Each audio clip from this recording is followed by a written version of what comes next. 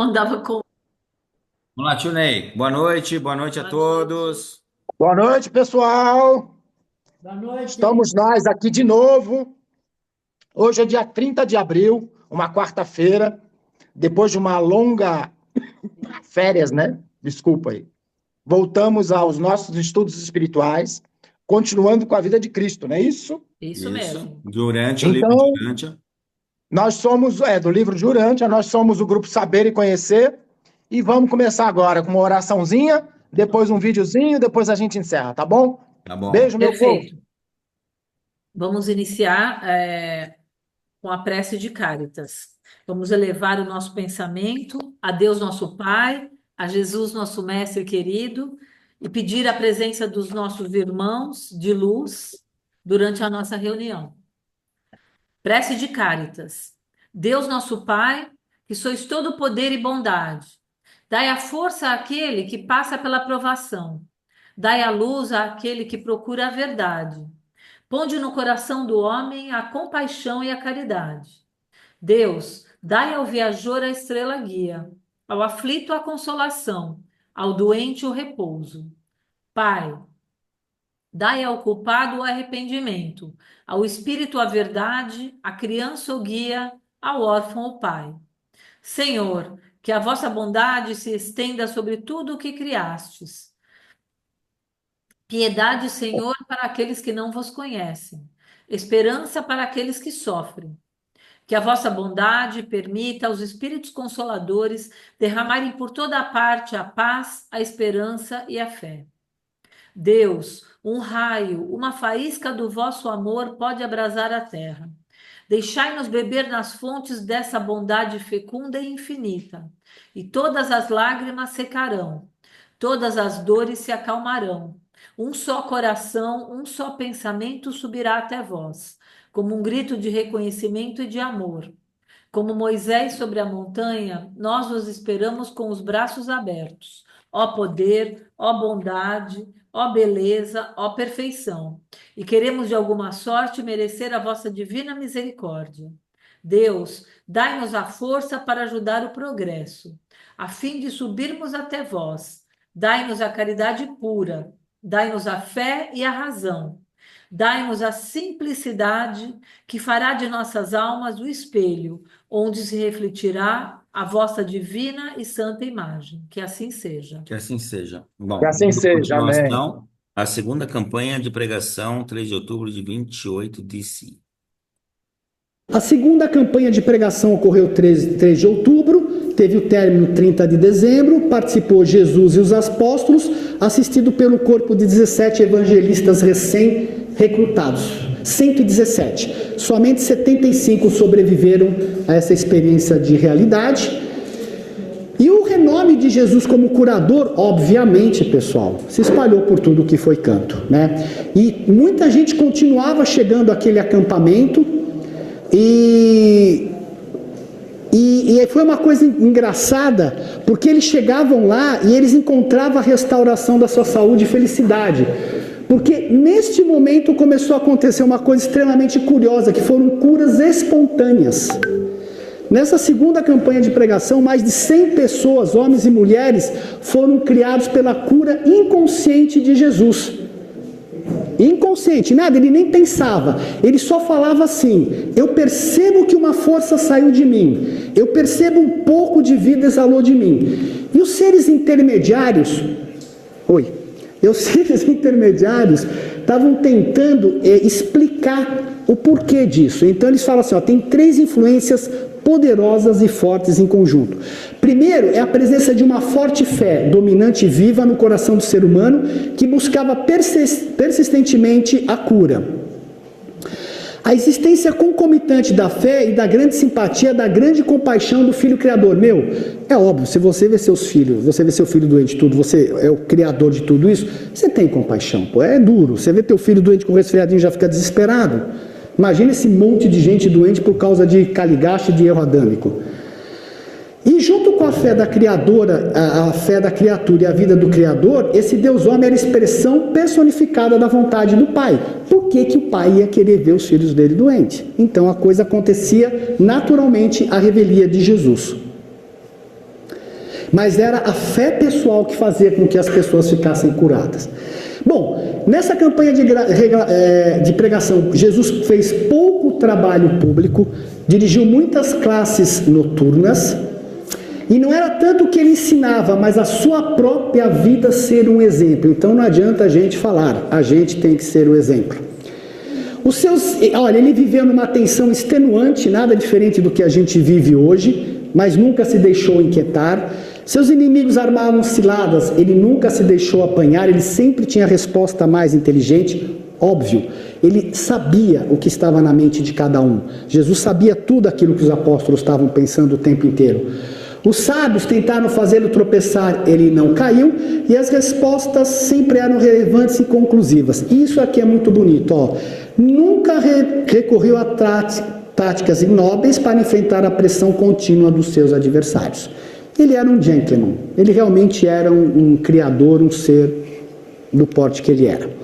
A terceira campanha de pregação começou dia 18 de janeiro de 29, teve 7 semanas. Participaram os 12 apóstolos, Abner, os apóstolos de João e os 75 evangelistas. Os evangelistas foram enviados em grupo de 5, Jesus e os 12 viajaram juntos a maior parte do tempo, e os apóstolos sempre 2 a 2. E o que caracterizou isso daqui? Pela primeira vez, Jesus elevou a mulher ao nível do homem, ao nível que ela tem que ter, igual ao homem. Ele criou o corpo evangélico das mulheres.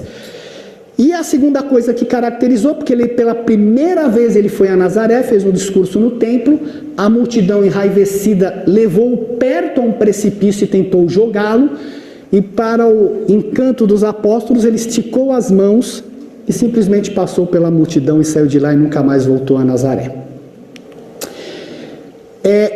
O corpo evangélico das mulheres, né, foi no dia 16 de janeiro, antes de começar a campanha. Nós selecionaremos 10 mulheres para o trabalho da administração do reino. E com isso, Jesus fez a emancipação que libertava todas as mulheres para todos os tempos.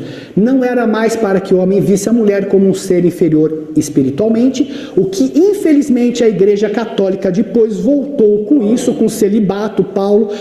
O livro ele tem 2 aspectos interessantes. Ele, de um lado, critica Paulo, do outro lado, ele fala que fez muito. Fica difícil a gente saber a verdade, mas realmente Paulo causou alguns problemas, Pedro também, pela interpretação dele da religião de Jesus.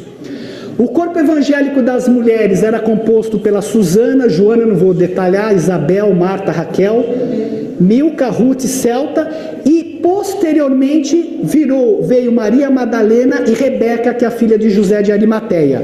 Então existiam 12 mulheres no corpo evangélico das mulheres. E olha o bárbaro, né? As pessoas geralmente não respeitam, né? As pessoas têm principalmente os homens, muitas restrições contra as mulheres, apesar que está mudando. Ele autorizou as mulheres a formar sua própria organização, o que foi mais como é que fala? Ousado ainda, porque as mulheres não podiam nem conversar com os homens naquela época, né? Nem que fosse o próprio marido. Instruiu Judas para que provesse fundos para elas. Pegaram a Susana como a dirigente e Joana como a tesoureira. E após esses fundos, nunca mais as mulheres pediram dinheiro para eles. Elas conseguiram se auto-manter o tempo inteirinho. Elas fizeram um belíssimo trabalho com as mulheres, principalmente com as prostitutas. Elas iam em todas as casas, ajudavam, conversavam. Foi assim que Maria Madalena veio para o reino. Maria Madalena tornou-se a instrutora mais eficiente do grupo de mulheres, depois ela saiu pregando. E várias dessas mulheres continuaram trabalhando até o fim da vida de Jesus na terra, fiel e eficientemente. Quando o último e trágico episódio da vida de Jesus estava sendo desempenhado, todos os apóstolos fugiram, exceto um, que era João, que Jesus pediu que o acompanhasse. E todas as mulheres permaneceram presentes, nem uma delas sequer negou ou traiu. Apesar que a traição de Pedro foi uma lição para ele. Ele fez do Pedro, quando ele negou Jesus 3 vezes, a negação, desculpa. aquilo foi uma lição para ele, porque Jesus ainda tentou evitar que ele fizesse aquilo, mas ele insistia na questão egóica dele, de não entender, de achar que tem que ser do jeito dele. E ele falou, então você vai aprender. Realmente o cara entrou numa depressão legal depois disso. Essa crise em Cafarnaum fez com que Jesus tomasse uma certa ofensiva. Ele inverteu, todo mundo estava o agredindo, fazendo, cuidando, e ele tentando de todas as formas conquistar o Sinédrio e os fariseus. Aqui ele abertamente declarou guerra a eles, entre aspas. Então, quando Jesus, o que precedeu a crise? Quando ele chegou em Cafarnaum para falar na sinagoga, também estavam observadores obviamente que estavam os observadores do Sinédrio, e o renome de Jesus como curador estava no apogeu.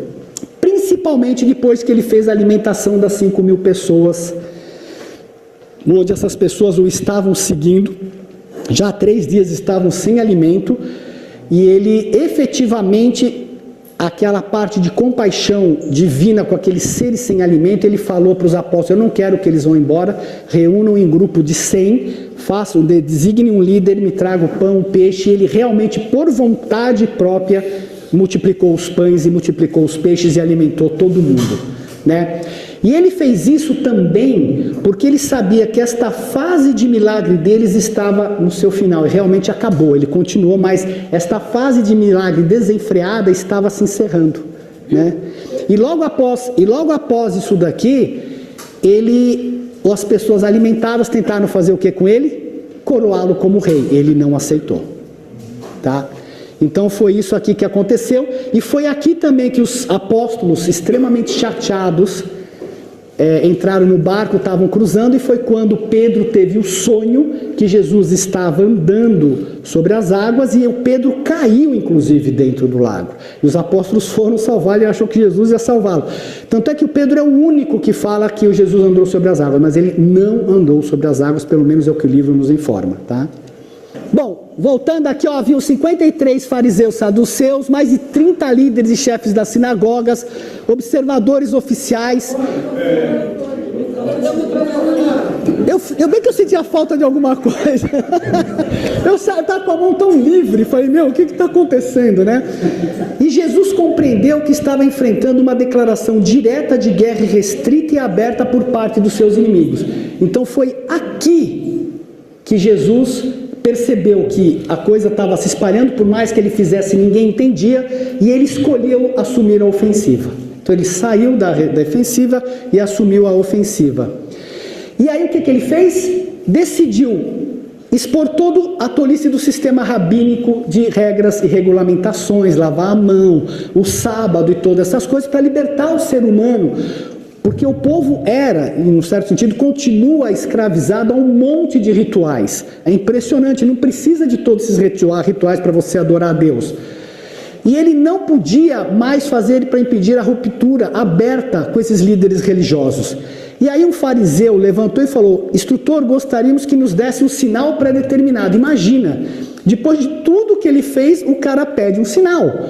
Aí Jesus ficou bravo e disse, essa geração sem fé e à procura de um sinal, busca uma prova, mas nenhum sinal vos será dado a não ser aqueles que vós já tendes, e aqueles que vereis quando o Filho do Homem partir de entre vós.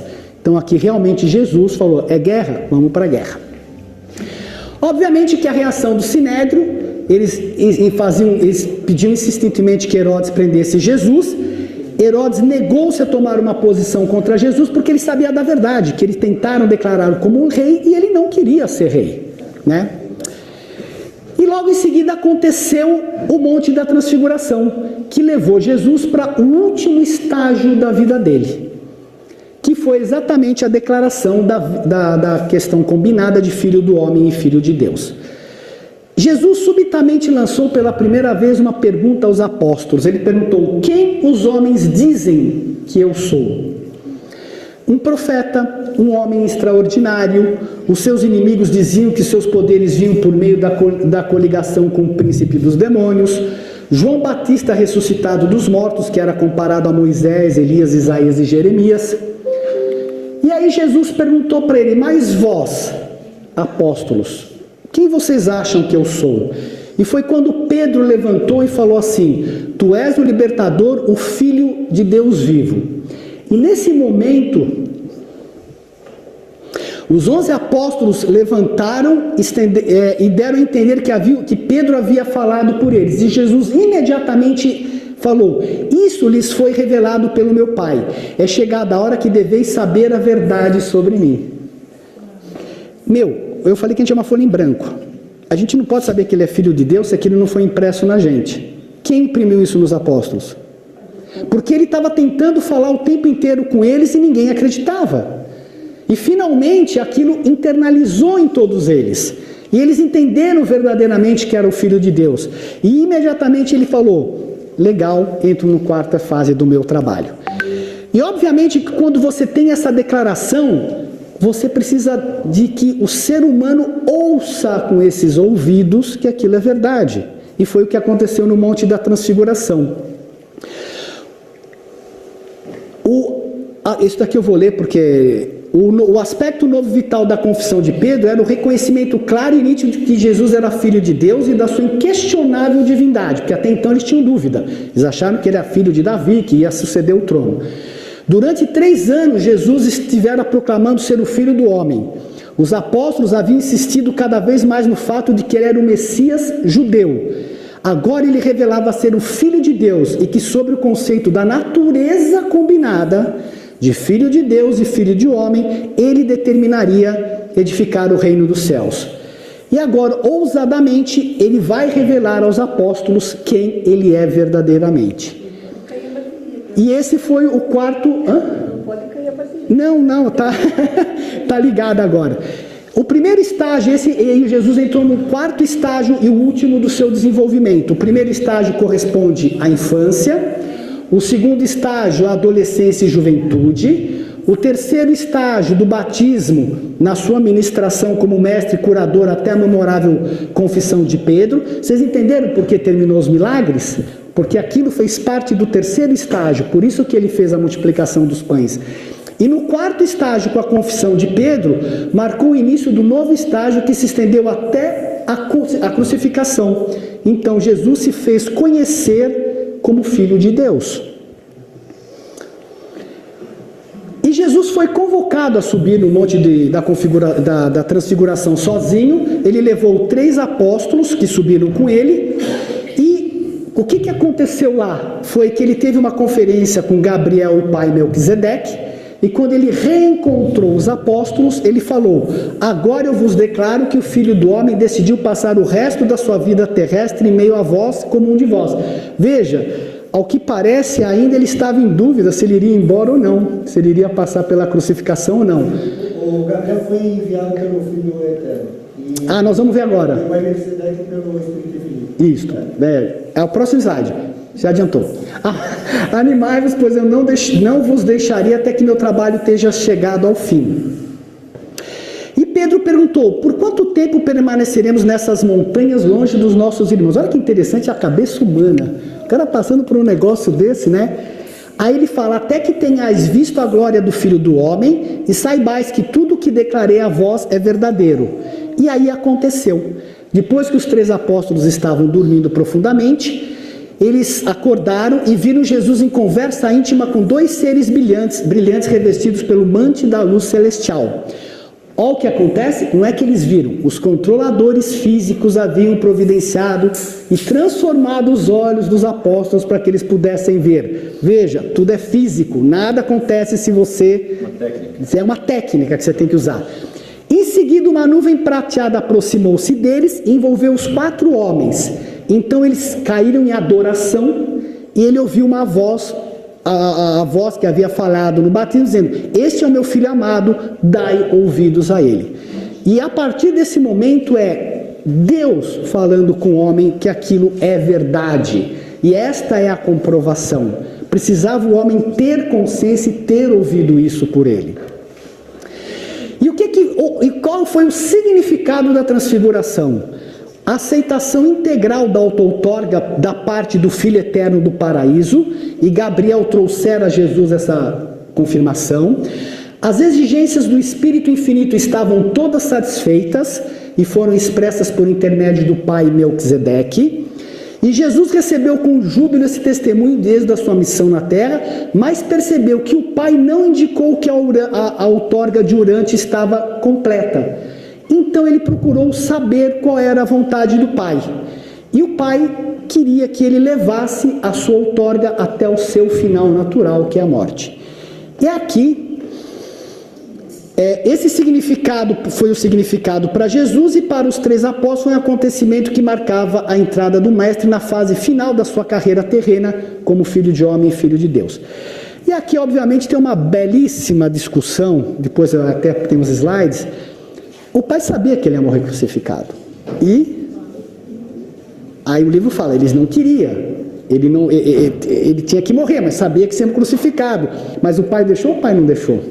Aí que é outra história. Mas a gente vai ver isso daí daqui a pouquinho. E aqui nós entramos na fase final dos ensinamentos finais de Jesus, onde ele fez campanha em Decápolis, onde ele foi na festa de tabernáculos, que era a festa das festas, vinha gente do mundo inteiro, e aqui Jesus teve a oportunidade de proclamar o evangelho para várias pessoas do mundo inteiro. Ele fez a ordenação dos 70 discípulos, ele compareceu à festa da dedicação e reuniu-se com 25 líderes judeus que acreditavam nos seus ensinamentos e 14 homens que não eram membros do Sinédrio. E aí ele fez uma coisa a fim de que convenceu o Sinédrio. Ele tentou mais uma vez convencer o Sinédrio de que ele era realmente quem ele era, que eles vissem a luz. Foi quando ele fez o curando o mendigo cego, que não queria nada com nada, estava sentado tranquilamente lá em Jerusalém, e os judeus achavam assim, que aquele ser que usa a saliva é um ser divino, somente ser que usa saliva, ele é um sinal de que ele é um ser divino. Então ele pegou o barro, colocou o barro no olho do cego, passou a saliva e falou para ele lavar na fonte de Siloé, e ele começou a ver. Isso era para provar que ele efetivamente era um ser divino. Esse ser acabou aparecendo diante do Sinédrio, todo mundo o conhecia, e ele ganhou um presentão, porque ele não era crente, ele não era nada, ele não acreditava em nada, ele simplesmente foi curado gratuitamente por Jesus, lá na frente de todos, né? E esse foi o modo de Jesus de proclamar uma ruptura aberta com os fariseus, com o propósito de apresentar essas questões perante o Sinédrio. E mesmo assim o Sinédrio ficou mais bravo ainda com essa ação. A sua última missão foi na Pérea, e obviamente, como ele estava na 4ª fase dele, não teve praticamente milagre, e ele teve uma profundidade espiritual muito maior do que nas outras pregações, e culminou com a entrada de Jesus em Jerusalém para os momentos finais.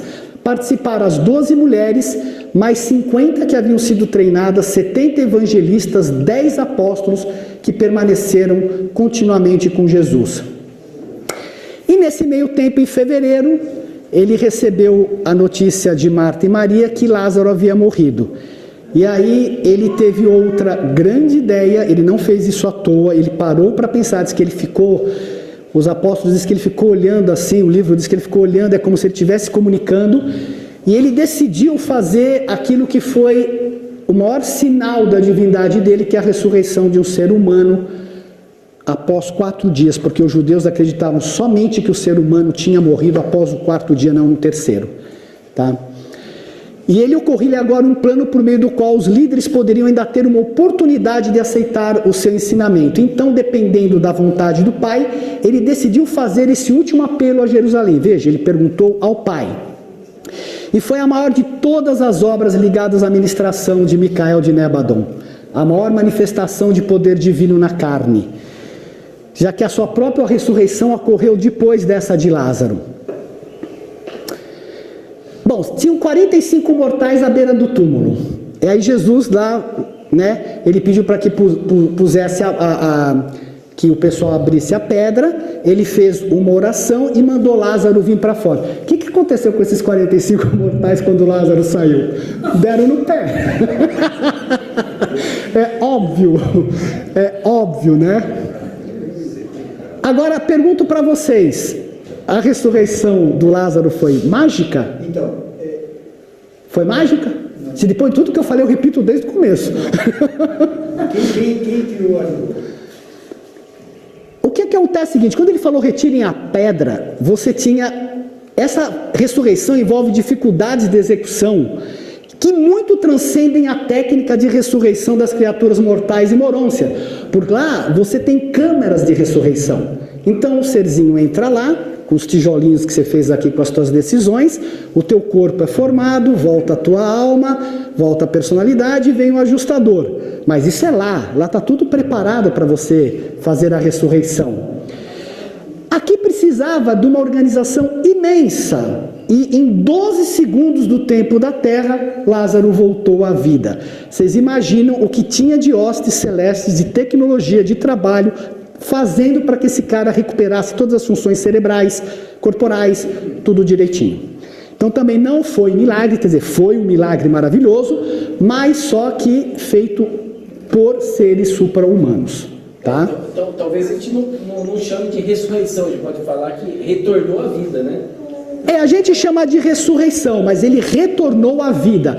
E foi uma coisa curiosa que aconteceu, porque a hora que Jesus, que comunicaram a ele que Lázaro havia morrido, o ajustador personalizado de Jesus fez um mandato para que o ajustador do Lázaro ficasse no planeta de tempo por tempo indeterminado.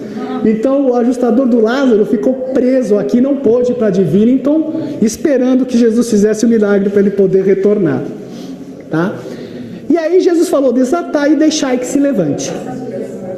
O que aconteceu com o Sinédrio? Isso ajudou? Ajudou mais rapidamente a levá-lo à morte. E principalmente também a morte de Lázaro, porque Lázaro era testemunha maior dos milagres que ele fazia. Só que nesse momento, 14 membros do Sinédrio pediram demissão porque queriam matá-lo sem julgamento, 5 foram demitidos e ficaram somente os que eram contra Jesus. E aí foi quando Caifás falou, melhor será morrer um homem só um homem, do que perecer toda a comunidade. E o que sucedeu a Lázaro? Ele ficou na casa dele, todo mundo ia visitar Lázaro, o Sinédrio falou com ele, todo mundo, ninguém podia acreditar, né? Todo mundo acreditava, ficava impressionado. Ele representava a própria apogeu da obra de milagres de Jesus, e tão logo ele fugiu, tão logo, quando da crucificação de Jesus, o Sinédrio mandou matá-lo, ele se mandou para Filadélfia, ficou com Abner lá, e morreu aos 67 anos da mesma doença que o havia matado um tempo atrás. A jornada final. Estão preparados? Agora é para chorar. Não dá para não vir, é impressionante, né? Essa imagem, triste, mas ela é belíssima, né? Essa imagem é de uma beleza impressionante. Os olhos, é impressionante essa imagem. Bom, Jesus anunciou que ele e os apóstolos partiram para a Páscoa em Jerusalém, a última Páscoa. E o que os seguidores estavam pensando? Que ele iria inaugurar o tempo dele, o tempo da supremacia judaica. E Jesus não conseguia extrair, os apóstolos, ele não conseguia extrair da mente deles. Olá, pessoal. Voltando. Tem que... Vai acabar o tempo nesse finalzinho aí. Temos 5 Tá tão bom, né? Tava muito bom, né? Muito bom, né? Mas é o que é, né? Aí, na próxima reunião nossa, a gente volta um pouquinho para trás e começa dali de onde ele começou a falar, né? Que é triste, que a imagem é linda, aquelas coisas todas, para dar continuidade. Muito bonito isso. Vamos lá, temos 5 minutos. Vamos lá. Quer fazer a prece? Acho que é melhor a gente fazer a prece, porque É melhor fazer a prece e aí a e gente faz encerrar. comentários no final até acabar. Isso. Bora lá. Ana Paula.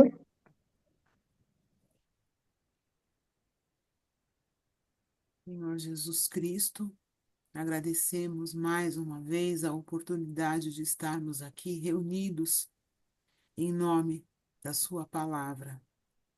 E agradecemos do fundo dos nossos corações essa oportunidade divina. Pai nosso que estás em toda parte, santificado seja o teu santo e sagrado nome. Venha a nós ao teu reino de bondade e sabedoria. Seja feita a tua vontade, assim na terra como nos círculos espirituais. O pão nosso do corpo e da mente, dai-nos hoje, Senhor. perdoa as nossas dívidas, assim como perdoamos aos nossos devedores. E não nos deixeis cair nas tentações de nossas próprias inferioridades, mas livra-nos, Senhor, de todo mal, porque teu é o reino, é o poder, a glória, a justiça e a majestade para todos sempre. Que assim seja, graças a Deus. Graças a Deus. Muito obrigado. Vamos lá. Comentários, tio Ney. É difícil até de comentar, né? O que ele falou aí por si só já É. mostra essa grandiosidade toda, né?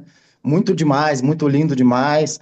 E essa história do Lázaro aí também é interessante demais, né? É uma passagem, eu só não sabia que Lázaro também foi perseguido, né? Porque ele era a prova viva do milagre, né? Também não Só não sabia. sabia disso.